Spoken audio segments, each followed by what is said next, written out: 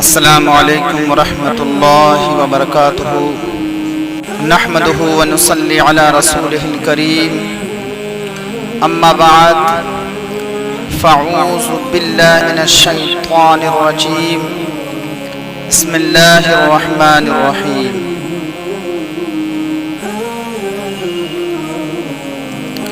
سبحان الذی أسرى بعبده ليلا من المسجد الحرام إلى المسجد الأقصى صدق الله العظيم وصدق رسوله النبي الأمين المكين الكريم ونحن على ذلك لمن الشاهدين والشاكرين والحمد لله رب العالمين. حضرات محترم، یہ شعبان کا مبارک اور بابرکت مہینہ شروع ہو چکا ہے. اس کے بعد پھر بہت ہی عظمت والا مہینہ رمضان المبارک تشریف لانے والا ہے. اس مبارک مہینے کی بڑی عظمتیں ہیں، بڑی برکتیں ہیں، اور اس مبارک مہینے میں اللہ کے رسول صلی اللہ علیہ وسلم کثرت سے عبادت کیا کرتے تھے، مسلسل روزے رکھتے اور رمضان سے ملا دیتے. اس مبارک مہینے میں مسلسل روزے رکھتے. بعض صحابہ نے یہ بات کہی ہے کہ اللہ کے رسول صلی اللہ علیہ وسلم کو شعبان اور رمضان کے علاوہ کسی مہینے میں اتنے کثرت سے روزے رکھتے ہوئے نہیں دیکھا. رمضان کے روزے تو فرض ہیں، وہ تو رکھنا ہی رکھنا ہے، لیکن یہ شعبان کے مبارک مہینے کے جو روزے ہیں وہ نفلی روزے ہیں، لیکن اس کا ثواب بہت عظیم ہے. شعبان کی پہلی شب بہت ہی عظمت والی ہے، اور پھر 15ویں شب جسے شب برات کہتے ہیں وہ اس سے بھی افضل ہے. انشاءاللہ اس کا بھی تفصیل بیان اگلے جمعے کو انشاءاللہ کروں گا. میری گفتگو آج پھر معراج کے متعلق ہوگی، چونکہ میں نے پچھلے جمعے کو تھوڑا سا بیان کیا تھا. اب انشاءاللہ آج میں مکمل بیان کر دوں گا، تو جو اور عظمتیں، فضیلتیں، برکتیں ہیں ان کو بھی درگوش کر دیتا ہوں. اللہ رب العزت جل مجدہ کی بارگاہ میں دعا ہے مولا تعالی کما حق ہو ان پیغامات کو آپ تک پہنچانے کا ہمیں توفیق و رفیق مرحمت فرمائے، اور اللہ رب العزت جل مجدہ ہم سبوں کو حضور کی سچی محبت عطا فرمائے اور حضور کے نقش قدم پر چلنے کی توفیق و رفیق مرحمت فرمائے. حضور ہی کی محبت میں جینا اور مرنا عطا فرمائے، اور حضور ہی کی کل قیامت کے دن جھنڈے میں ہم سبوں کو اٹھایا جائے. حضرات محترم، گفتگو آگے بڑھائی جائے.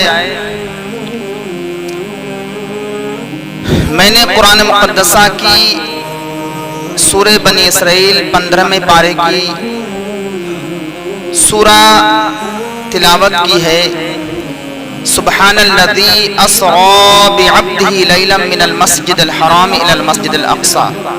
پاک ہے وہ ذات جو اپنے بندے خاص کو راتوں رات لے گیا مسجد حرام سے مسجد اقصی تک. اب اسی آیہ مبارکہ میں بڑی پوائنٹ کی بات ہے، قابل غور بات یہ ہے کہ قرآن مقدس کے دامن میں سبحان الذی اسری بعبدہ آیا. حالانکہ جانے والی ذات بابرکت نبی کی ہے، رسول کی ہے، محمد رسول اللہ ہے، تو ہونا چاہیے سبحان الذی محمدہ یا بنبیہ یا برسولہ. لیکن قرآن میں یہ ذکر نہیں آیا، بعبدہ کا ذکر آیا. سمجھ میں آئی بات؟ جانے والی ذات کوئی اور نہیں ہے بلکہ نبی کریم صلی اللہ علیہ وسلم ہے. تو نبی کا ذکر آ جاتا لیکن نہیں آیا. کیوں؟ کہ بہت بڑا مسئلہ کھڑا ہو جاتا کہ بعض فرشتوں میں بھی رسول ہوئے ہیں، تو لوگ کہہ دیتے کہ نبی یا اور کوئی سوال کھڑا کر دیتے کہ نور کا جانا تو عام ہے، نوری مخلوق تو آسمانی دنیا پر جاتی آتی رہتی ہے، لیکن ہمارے حضور نبی کریم صلی اللہ علیہ وسلم نوری بشر ہیں، تو اللہ رب العزت جل مجدہ نے اپنے حبیب کو اپنے مقام قرب میں ابدیت کے ساتھ بلایا۔ ابدیت کا مطلب یہ ہے کہ جب قرآن یعنی جب عربی ادب میں عبد کا ذکر کیا جاتا ہے تو اس سے فقط روح مراد نہیں ہوتی، بلکہ روح اور جسم دونوں کو مراد لیا جاتا ہے۔ تو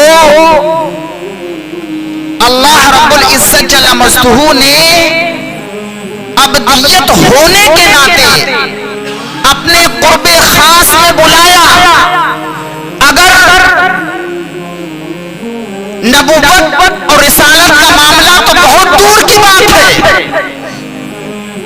اللہ نے اپنے قرب میں نبی ہونے کی حیثیت سے، نبوت و رسالت اور نور ہونے کی حیثیت سے نہیں بلایا، بلکہ عبد ہونے بندے ہونے کی حیثیت سے بلایا۔ بتانا یہ ہے میرے حبیب کی شان عبدیت میں اتنی بلند ہے کہ میں اس کو آسمانی دنیا پر بلاتا ہوں۔ نورانیت اور نبوت اور عظمت تو بہت دور کی بات ہے، جس کی عبدیت میں اتنی عظمت اور بلندی ہو اس کی رسالت میں کتنی بلندی ہوگی۔ نہیں سمجھ میں آئی بات؟ جس کے عبدیت بندے ہونے میں اتنے مقام و مرتبے ہوں تو اس کے نبی اور رسول اور نور ہونے میں عالم کیا ہوں گے؟ نور ہونے میں کیا عالم ہوں گے؟ چونکہ قرآن پاک میں قد جاءکم من اللہ نور و کتاب مبین، تحقیق کہ تمہارے پاس آیا اللہ کی جانب سے ایک نور اور ایک روشن کتاب۔ تو اللہ نے آسمانی دنیا پر نبوت و رسالت کے مرتبے کے ساتھ نہیں بلکہ ابدیت کے مرتبے کے ساتھ بلایا۔ جب ابدیت میں اتنا مقام و مرتبہ ہے تو نبوت و رسالت کا عالم کیا ہوگا؟ اللہ کے رسول صلی اللہ علیہ وسلم اگر خواب بیان کرتے تو کسی کو کوئی اختلاف نہ ہوتا، چونکہ خواب تو آدمی دیکھتا ہے۔ آج ہم نے ممبئی کی سیر کری، آج ہم اپنے گاؤں گئے تھے، آج ہم نے دوسرے شہروں کی سیر کی، آج ہم ہوا میں اڑ رہے تھے، تو طرح طرح کے لوگ خواب دیکھتے ہیں اور آ کے اگر کسی سے بیان کرتے ہیں تو وہ انکار نہیں کرتا کہ ہاں ایسا ہوا ہوگا۔ بہت سے لوگ کہتے کہ میں مدینہ منورہ گیا خواب میں، تو کوئی انکار نہیں کرتا، عام بندہ بھی دیکھ سکتا ہے خواب۔ لیکن یہ خواب کی بات نہیں تھی، بلکہ یہ حقیقت تھی کہ اللہ نے اپنے حبیب کو اپنی عبدیت کے ساتھ اپنے قرب خاص میں بلایا۔ پھر اللہ کے رسول صلی اللہ علیہ وسلم مسجد حرام سے مسجد اقصی تک، اس کو اسراء کہتے ہیں قرآن مقدسہ کی روح سے، اور مسجد اقصی سے آسمانی دنیا تک پھر لامکہ تک اس کو معراج کہتے ہیں۔ کیا کہتے ہیں اس کو معراج کہتے ہیں۔ ایک بات اور قابل غور ہے اس میں کہ اللہ رب العزت نے اپنے حبیب کو مسجد حرام سے مسجد اقصی ہی کی طرف جانب کیوں بلایا؟ آج سوشل میڈیا کا دور ہے، اگر ہم کسی خبر کو اگر شائع کریں تو بہت جلد شائع ہو سکتی ہے۔ یوٹیوب پہ، فیس بک پہ، ٹویٹر پہ ڈالیں تو ایک دم، اس زمانے میں تو یہ سب چیزیں تھی نہیں، لیکن نبی کی آمد پر سارے انبیاء دور دراز ممالک میں اپنے قبروں میں آرام فرما ہے، لیکن جب حبیب کا پیغام آتا ہے اللہ کی جانب سے، سب نبی اپنے قبروں سے اٹھ کر مسجد اقصی میں تشریف لے گئے۔ یک وقت سب کو اس کی اطلاع مل گئی. اس زمانے میں یہ تو سب تھا نہیں، پتا چلا کہ اولیاء اللہ اپنی قبروں کے اندر زندہ ہے. اللہ جب چاہے ان کو پیغام سنا اور اپنے قرب میں بلا لے. تو ایک بات اور میں ذکر کر رہا تھا کہ مسجد حرام سے مسجد اقصی کا انتخاب کیوں فرمایا، کسی اور جگہ کا انتخاب فرما لیتے. تو مفسرین اکرام فرماتے ہیں اس کی وجہ اور تسمیہ یہ ہے کہ مسجد حرام سے مسجد اقصی کا جو دوری ہے وہ اس زمانے میں اس سے زیادہ دوری کسی قوم کی تھی ہی نہیں. ایک تو یہ کہ وہ بابرکت جگہ، پہلے مسلمانوں کا قبلہ ہو چکا، سب سے پرانی مسجد اقصی بہت ہی بابرکت شے. اور دوسری بات یہ ہے کہ اتنی دوری جو تھی وہ مسجد اقصی ہی کی دوری تھی. جانے میں 1 مہینہ لگتا اور آنے میں 1 مہینہ لگتا. جب کفار و مشرکین نے جب اللہ کے رسول صلی اللہ علیہ وسلم نے آسمانی دنیا پر تشریف لانے کے بعد لوگوں کو بتایا کہ میں نے مسجد حرام کے صحن میں آپ نے اعلان کیا، پہلے تو جبریل امین سے کہا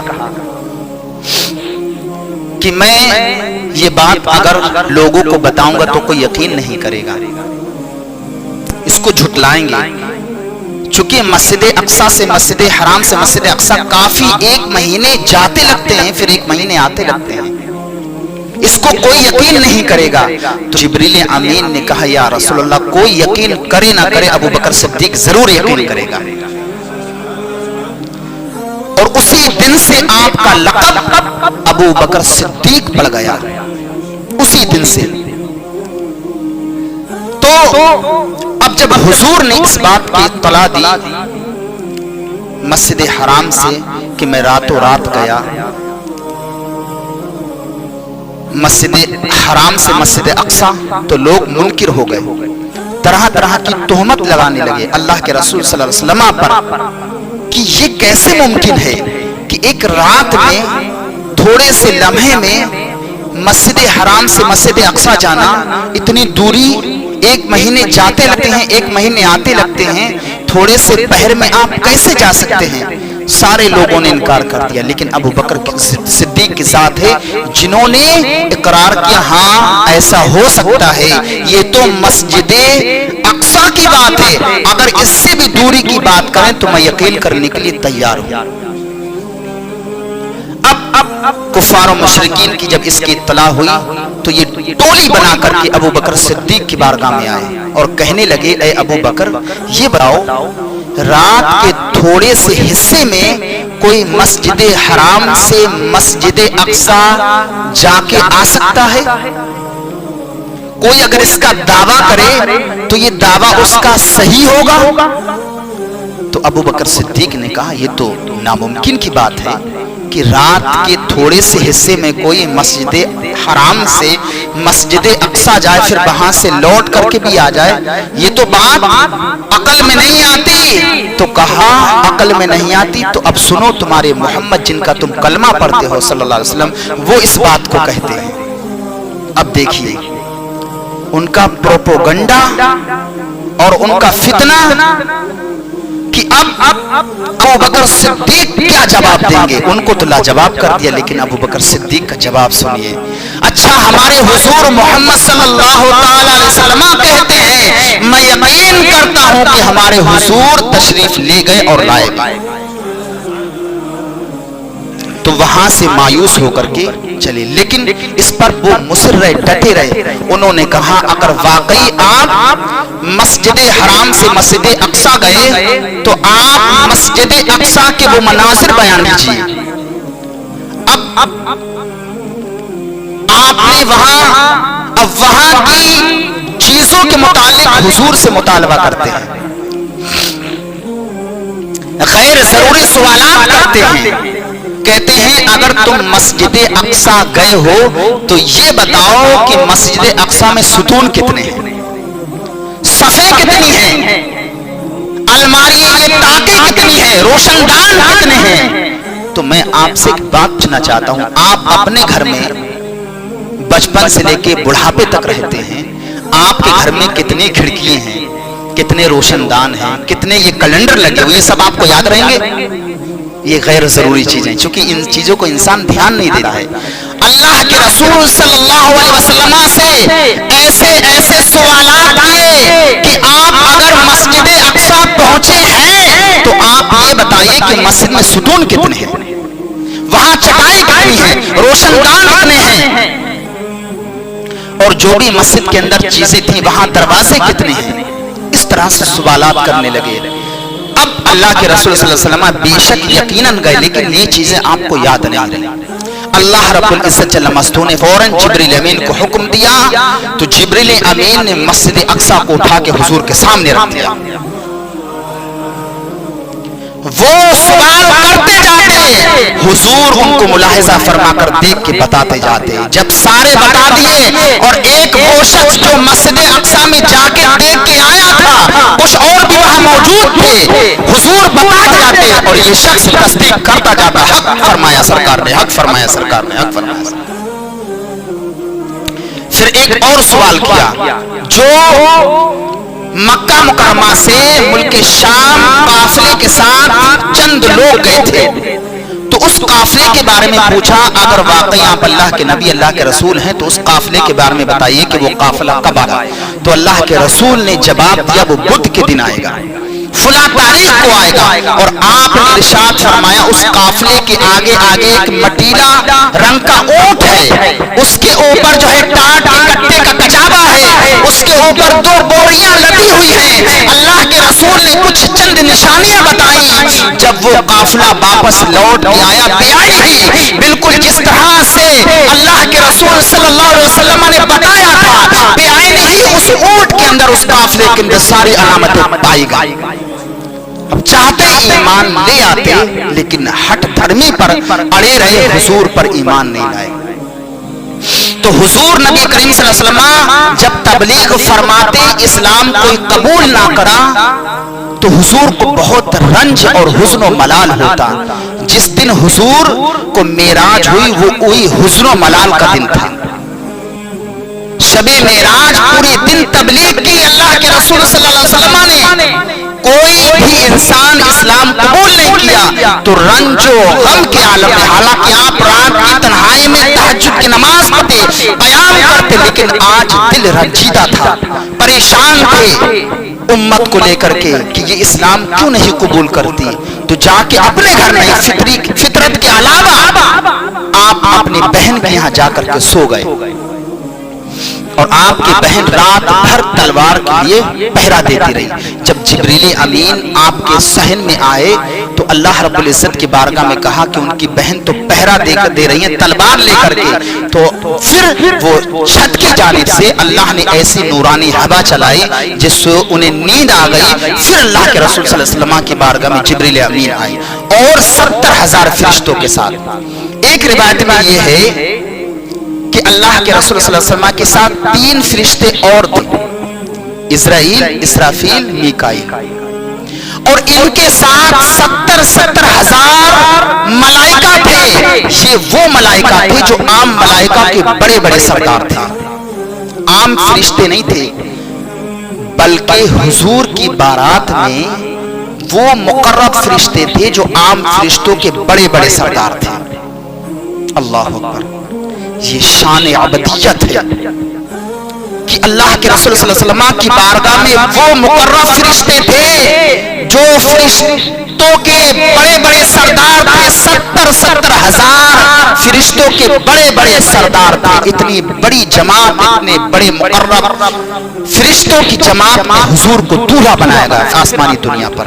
اب میری گفتگو آگے کہ مسجد اقصی تک میں نے پچھلے جمعے کو بیان کیا تھا۔ اب حضور کا آسمانی سفر، دنیاوی سفر کیا تھا؟ مسجد حرام سے مسجد اقصی، اب آسمانی سفر یہ ہوتا ہے۔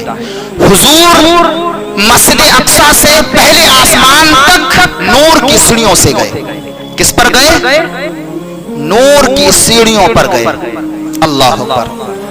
اس کے بعد پہلے آسمان سے 7ویں آسمان تک فرشتوں کے بازو پر گئے، اور اور پھر ساتویں آسمان سے سدرۃ المنتہا تک حضرت جبریل امین کے بازو پر گئے، پھر سدرۃ المنتہا سے عرش اعظم تک رف پر گئے، اور اس کے بعد جو شروع ہوتا ہے حضور لامکہ تک خود بخود گئے، کسی کا سہارا نہ لیا۔ یہ 3 مرحلے۔ اب حضور سرور کائنات صلی اللہ علیہ وسلم جب پہلے آسمان پر تشریف لے گئے، دروازہ کھٹکھٹایا گیا، اندر سے دربان نے آواز دی، کون؟ تو جبریل امین نے کہا کہ میں جبریل امین ہوں۔ تو کہا آپ کے ساتھ کون ہے؟ کہا محمد رسول اللہ صلی اللہ علیہ وسلم۔ پھر کہا کیا بلائے گئے ہیں؟ جی بلائے گئے ہیں۔ دروازہ کھولا گیا۔ اللہ اکبر۔ اب آپ نے دیکھا ایک بزرگ، ایک نورانی شکل والے، بہترین عمدہ کرسی پر بیٹھے ہوئے، ان کے ارد گرد جو ہے لوگ جمع ہیں، داہنی جانب ہے، بائیں جانب ہیں۔ وہ کون تھے؟ حضرت آدم علیہ نبی علیہ الصلوۃ والسلام۔ آپ نے سلام کیا، حضرت آدم علیہ السلام نے جواب دیا، اس کے بعد آپ نے کہا مرحبا یا ابن صالح مرحبا۔ حضور کی بارگاہ میں آئے، لیکن حضور نے ایک ملاحظہ فرمایا کہ جب وہ داہنی جانب دیکھتے ہیں تو خوش ہوتے ہیں، بائیں جانب دیکھتے ہیں تو روتے ہیں۔ اس کی تشریح بیان کرتے ہیں علماء مفسرین کہ جب داہنی جانب دیکھتے ہیں خوش اس وجہ سے ہوتے ہیں کہ جو داہنی جانب تھے وہ جنتی تھے، جو بائیں جانب تھے وہ جہنمی تھے۔ کہ ہر نبی کو اپنی امتی کی فکر ہوتی ہے، جب نبی اپنی امتی جنت یعنی امت کو دیکھتا ہے کہ وہ جنتی ہے تو خوش ہوتا ہے، اور جب یہ حال دیکھتا ہے کہ نمازوں سے دور ہے، روزوں سے دور ہے، اللہ کے ذکر سے دور ہے، تو نبی پر بڑی شاک ہی گزرتی ہے۔ دوسرے آسمان پر آدم علیہ نبی علیہ الصلوۃ والسلام سے ملاقات ہوئی، اس کے بعد حضرت جبریل امین دوسرے آسمان پر جاتے ہیں، دروازہ کھٹکھٹاتے ہیں، اندر سے آواز آتی ہے کون؟ جواب دیا جبریل امین۔ کیا آپ کے ساتھ بلایا گیا ہے؟ جی بلایا گیا ہے۔ آپ کے ساتھ کوئی اور ہے؟ جی محمد صلی اللہ علیہ وسلم ہے۔ دروازہ کھولا گیا، دوسرے آسمان پر آپ نے ملاقات کی حضرت یحییٰ علیہ السلام اور حضرت عیسیٰ علیہ السلام سے، آپ نے بھی مرحبا کیا اور جو ہے مبارکباد پیش کی، اور وہاں جو فرشتے تھے ان فرشتوں نے حضور کا استقبال کیا۔ اس کے بعد تیسرے آسمان پر حضور نبی کریم صلی اللہ علیہ وسلم پہنچتے ہیں، دروازہ کھٹکھٹایا گیا، اندر سے آواز آتی ہے کون؟ کہا جبریل امین۔ کہا کیا آپ کے ساتھ کوئی اور ہے؟ جی محمد صلی اللہ علیہ وسلم۔ پھر کہا کیا آپ کو بلایا گیا ہے؟ جی بلایا گیا ہے۔ اب آپ تیسرے آسمان پر پہنچتے ہیں تو حضرت یوسف علیہ السلام سے ملاقات ہوتی ہے، آپ مرحبا کہتے ہیں، ابن صالح مرحبا۔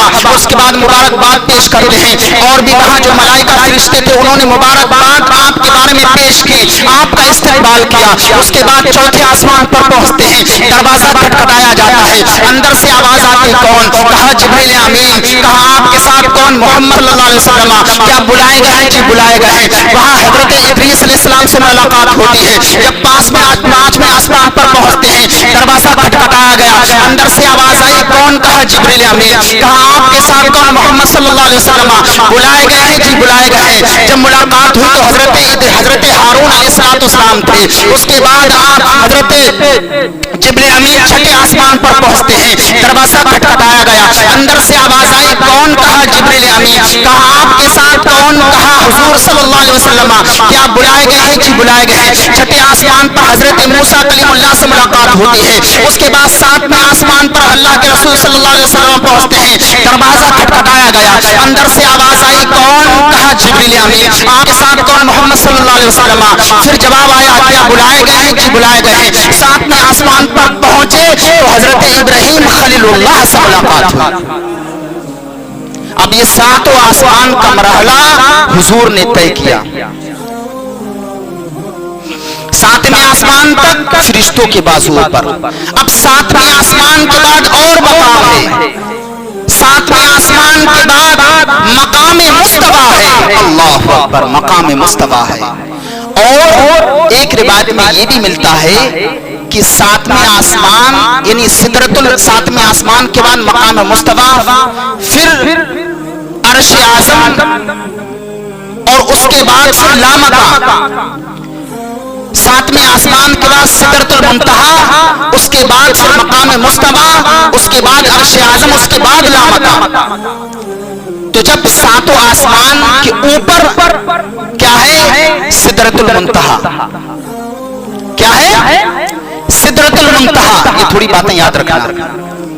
اب سدرۃ المنتہا، اب حضور یہی سدرۃ المنتہا کہتے ہیں۔ سدرۃ المنتہا ایک درخت ہے۔ کیا ہے؟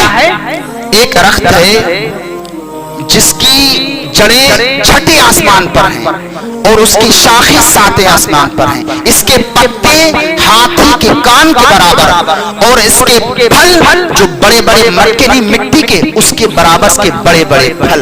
کتنا بڑا درخت! اور اسی درخت سے کی جڑ سے 4 نہریں جاری، 2 حضور نے فرمایا خفیہ طور پر ہیں، ایک نیل ہے ایک فرات ہے۔ پھر اس کے بعد اللہ کے رسول صلی اللہ علیہ وسلم مقام مصطفی پر پہنچتے ہیں۔ یہاں اللہ کے رسول صلی اللہ علیہ وسلم نے اللہ کا یعنی قدرت کا جو قلم ہے جو چلتا ہے، جس کے نام اعمال لکھے جاتے ہیں، وہاں قلم چلنے کی چرچراہٹ کے بعد حضور نے سماعت فرمائی۔ کہاں؟ مقام مصطفی کے اندر۔ اس کے بعد عرش اعظم ہے۔ اللہ کے رسول صلی اللہ علیہ وسلم عرش اعظم پر پہنچتے ہیں۔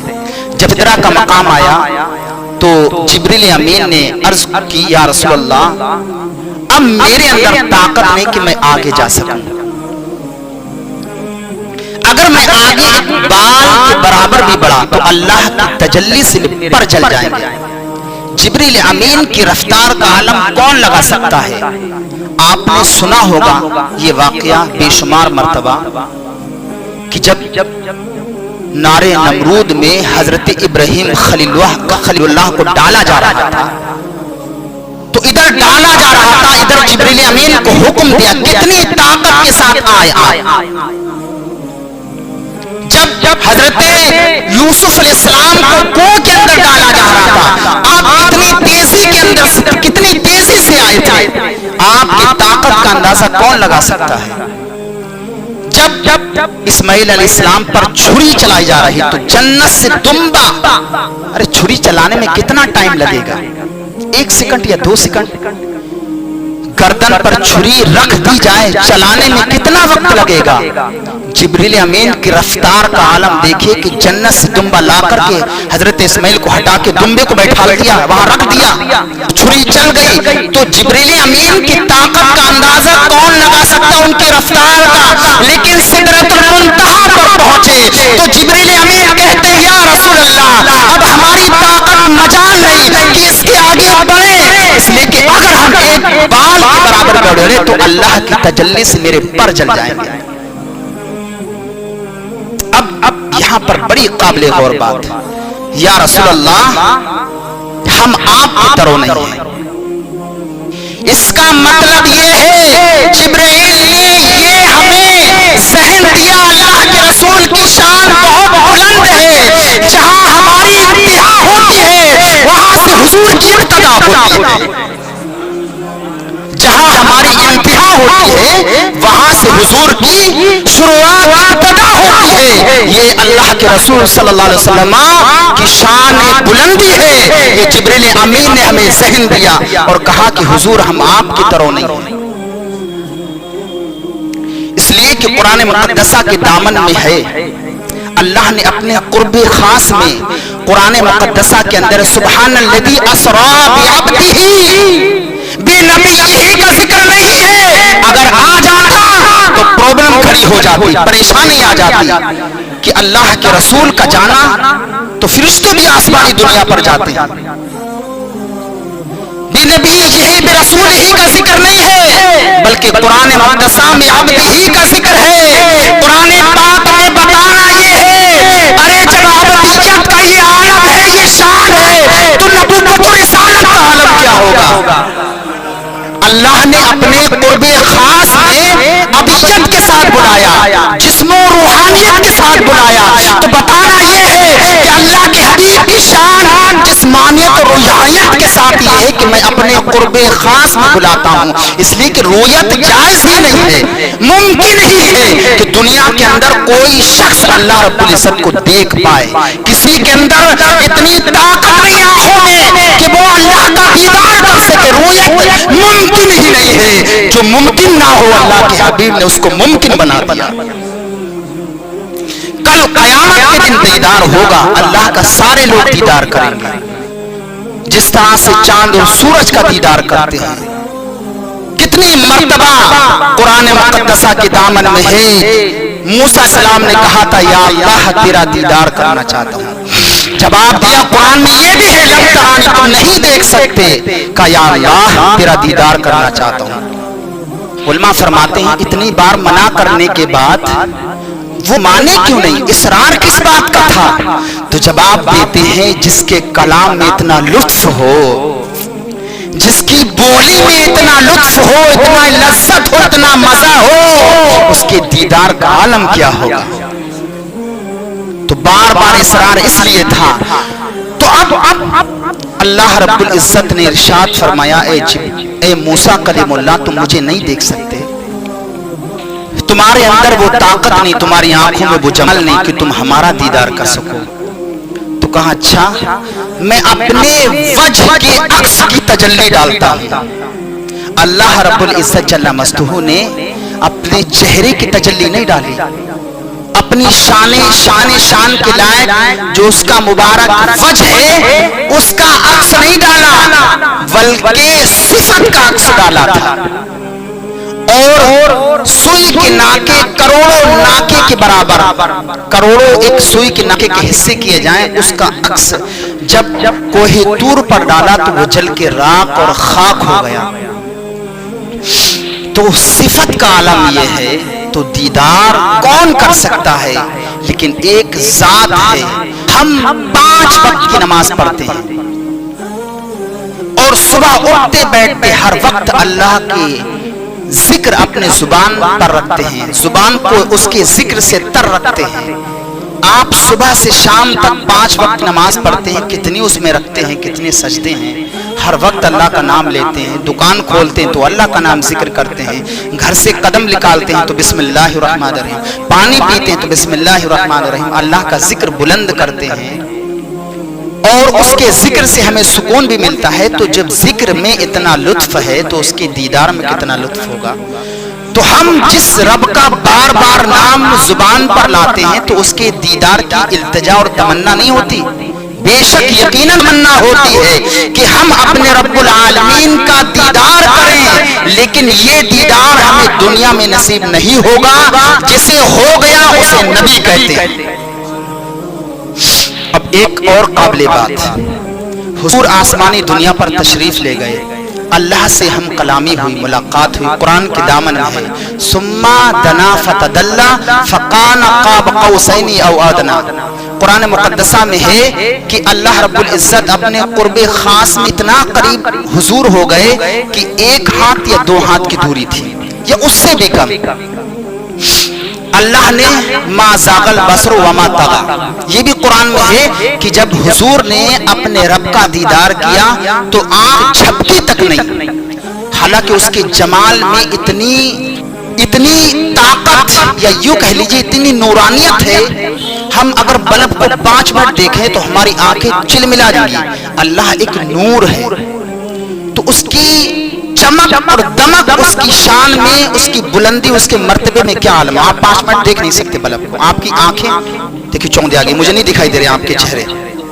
اگر آپ 5 منٹ دیکھیں اور یہاں دیکھیں چہرے تو چہرے سمجھ میں نہیں آئیں گے، لیکن قرآن کے دامن میں ہے جب اللہ نے، جب حبیب نے اپنے رب کا دیدار کیا تو آنکھیں ڈگمگائی نہیں، نہ حد سے تجاوز کی اور اپنے رب کا دیدار کیا، اور وہاں اللہ رب العزت نے بے شمار آپ کو نعمتیں اور سارے مناظر آپ نے دیکھے۔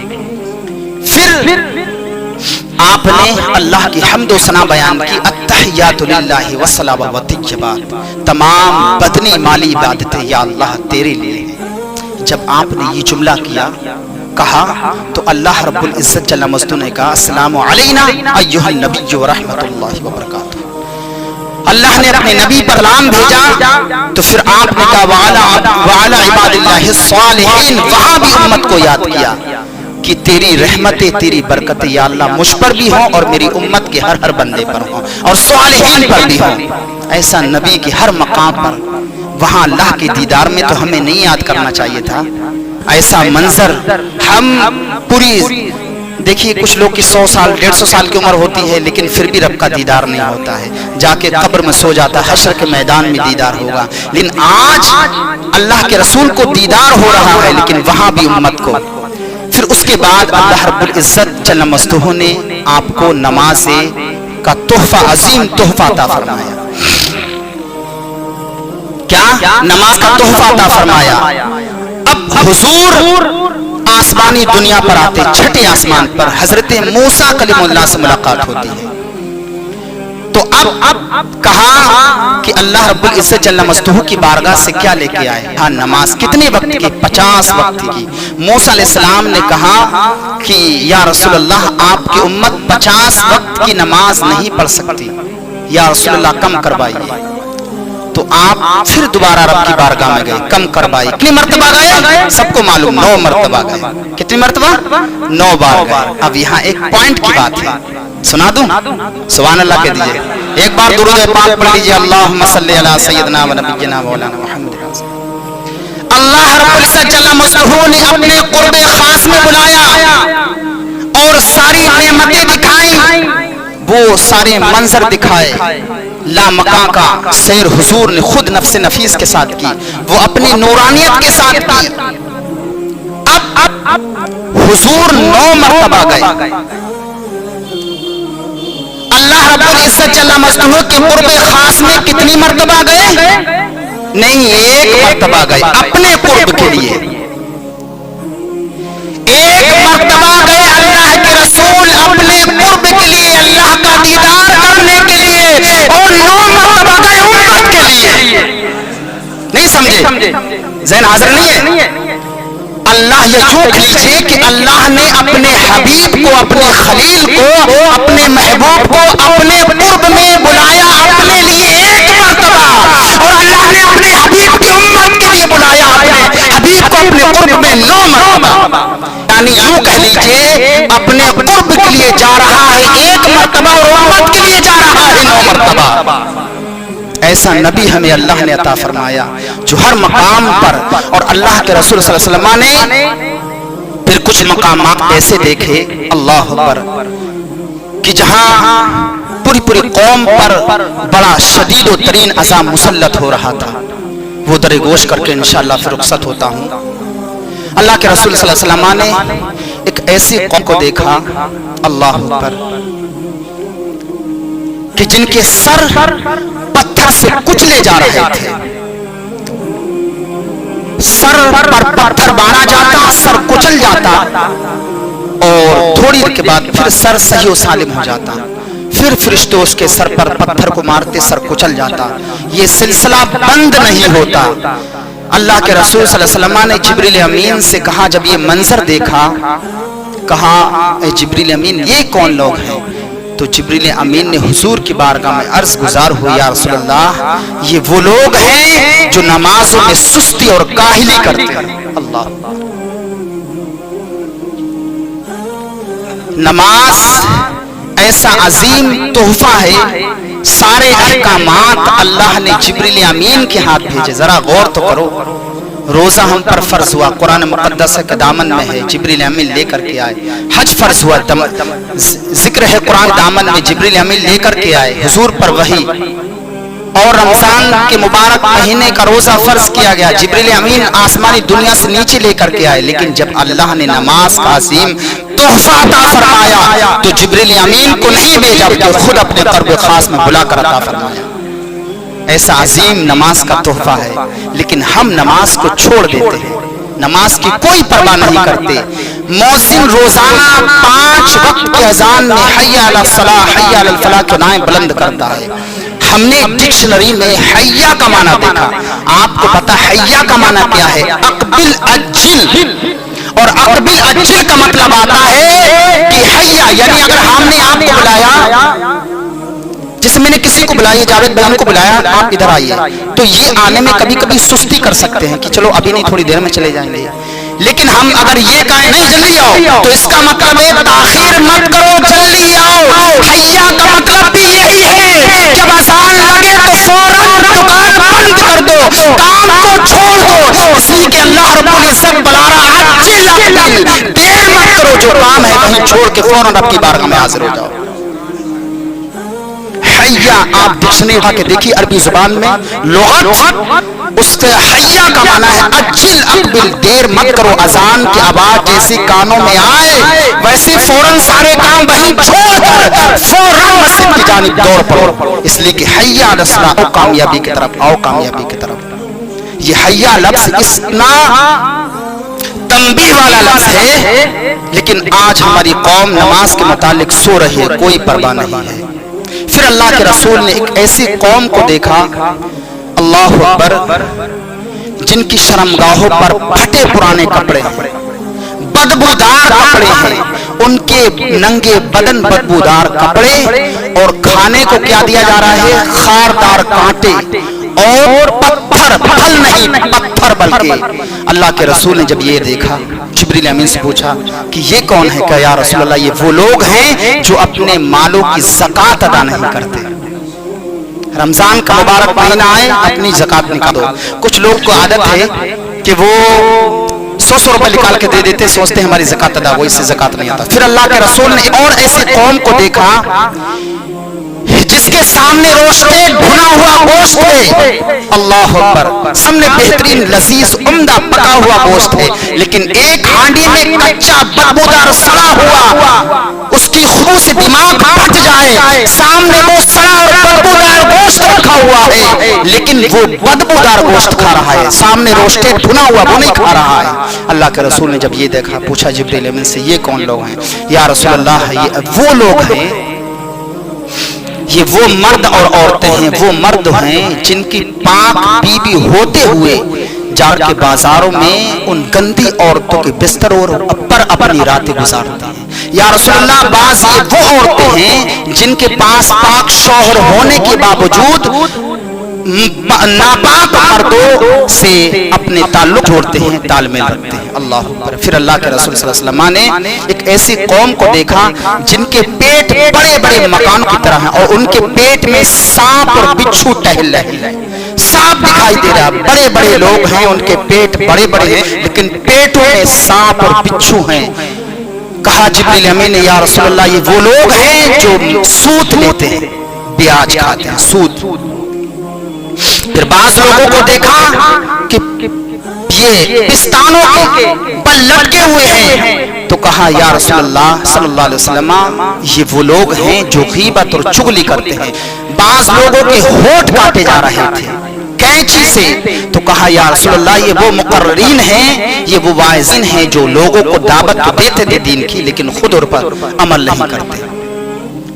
بعض وہ لوگ تھے جن کو شدید ترین عذاب میں الٹے پیر اوپر ہیں، سر نیچے ہیں۔ کہا جبریل امین نے یا رسول اللہ یہ وہ لوگ ہیں آپ کی امت کے جو غیبت اور چغلی کرتے ہیں، دوسروں کی عزت کے پیچھے پڑے رہتے ہیں اور ان کی عزت کو تار تار کر دیتے ہیں۔ اللہ اکبر۔ ایسی بہت ساری مثالیں ہیں، حدیثیں ہیں جو اللہ کے رسول صلی اللہ علیہ وسلم نے آسمانی دنیا پر ملاحظہ فرمائی۔